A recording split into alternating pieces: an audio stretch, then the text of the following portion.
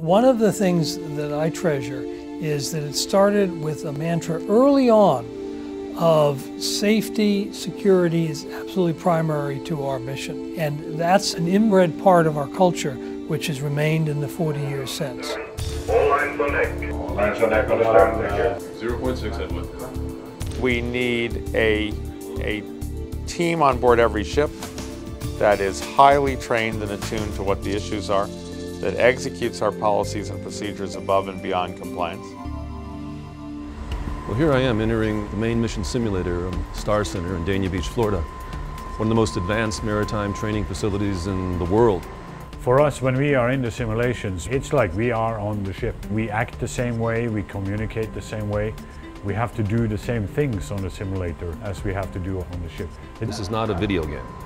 So we practice all the bridge procedures that we normally have. We have a pre-arrival briefing where the whole bridge team that's going to be participating in the arrival discuss what we're going to be doing, how the maneuver is going to be conducted. We do the same thing before every departure on every ship departing every port.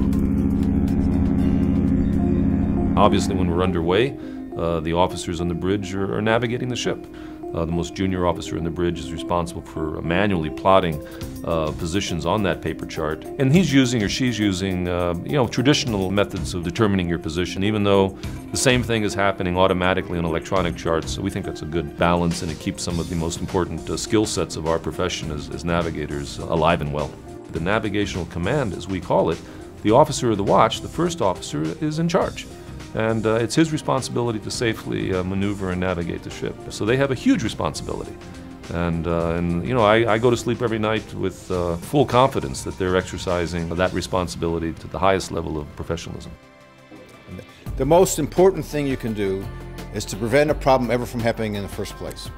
The ship is built, designed so that it can operate safely. It's also built to be able to handle any problems if you have a fire, if you have a collision, if you have any of those problems. But the first thing you need to do is don't have those problems in the first place, and that's where the people in the operation come in. But that comes from the mindset of the company. There is an international framework for construction of vessels. This is known as the Safety of Life at Sea regulations, or international IMO regulations. Of course, we have met that, and we've actually gone beyond. I think that continuous improvement is something which is built also into our DNA. In fact, it's interesting in the area of safety. We started a safety advisory board which included former head of the U.S. Coast Guard, former head of the British equivalent of the Coast Guard, one of the foremost professors of naval architecture and engineering in the world, and had a very interactive relationship with them at all points along the way. This is really the nerve center when something happens on board. Using these 4 screens is really a way that we can gain situational awareness for everybody who walks in the room. They can see what's going on immediately and get an overview of a situation, and then use the screens for information purposes. This is the fire detection system for the entire vessel.